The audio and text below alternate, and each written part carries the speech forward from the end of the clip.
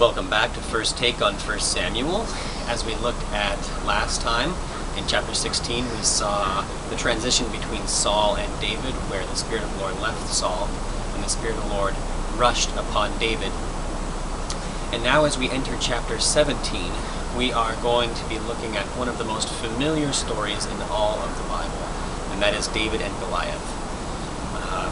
As was typical at this time, the Israelites were fighting the Philistines, and the narrator sets the stage for us masterfully as he describes the two armies coming on either side of a valley, both on mountaintops. And typically in this kind of situation, what would happen is that the armies would go to the two valleys, and then they would rush each other in the valley, and the melee would begin, and lots of people would die, typically in these kinds of battles. And so in this particular chapter, what we see happen is a practice that sometimes also took place, and that was the idea of a champion. Each army would choose a champion, and then these champions would fight it out to the death. And then of course the winner would then be the winning army, and the other army or nation or town or whatever would then have to be subservient to the winning champion. And that's what we see happen here with Goliath. Goliath is the Philistines' champion, and he's calling out the Israelites, making fun of them, trying to get them, incite them to also produce a champion, so that only two people have to die instead of a whole bunch of people. And so it really works out for, supposedly it works out for both people in this case. Less people die, although the winning army gets more people subservient to them. And along comes David. His brothers are already at the battlefield, and David's father sends him to give provisions. Again, David is just a little farmer boy at this point, not even old enough or worthy enough, considered worthy enough to be at the battle. So he's sending food to his brothers, and he sees Goliath come out, and he overhears what he's saying about the Israelites and about their God. And fearless David, remember, the Spirit of the Lord is on him at this point, and fearless David, for the life of him, can't understand why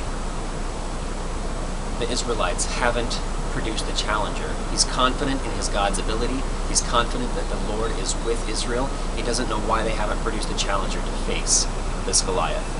Of course, you know the rest of the story.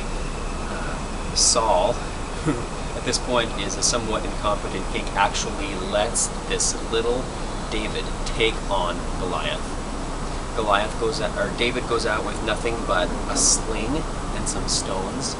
Goliath is described as this monster of a man with impressive armor, impenetrable armor, huge weapons. And it's amazing the speech that David gives to Goliath, as Goliath is actually offended that they would produce such a worthless nothing of an opponent. And so Goliath is making fun of him, and David makes this impassioned, amazing speech about his God being greater than anything, and that God, the Lord God, is the one who's going to win this battle. And it's again just an amazing picture of the theme that we've seen throughout 1 Samuel, that God works in the impossible, and that in this situation as well, God is the one who's going to get the glory. Because how is it possible that such a small nothing of a boy could possibly defeat such an imposing, impenetrable force of a giant? And yet, because God is in it, it happens. David's stone finds its mark.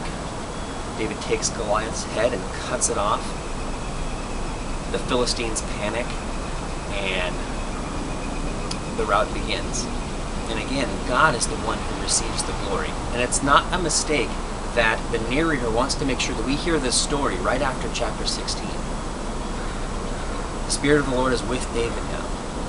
And the Spirit of the Lord is working mightily on him, not only for his own good, but for the good of the nation, and for God's glory.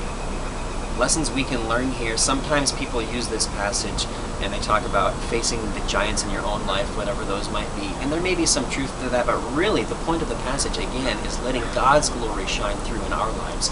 In whatever situations we might find ourselves in, even if it's in just our day-to-day situations. Let God receive the glory for the good He is doing in your life. Whatever talents He's given you, whatever opportunities He's given you, whatever position He's put you in your life, use whatever you have to point to the Lord and His glory and for His good. Let Him use you.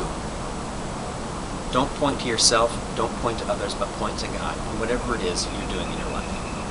Again, I would very much welcome your feedback as to this particular passage or any of the other ones that we've discussed.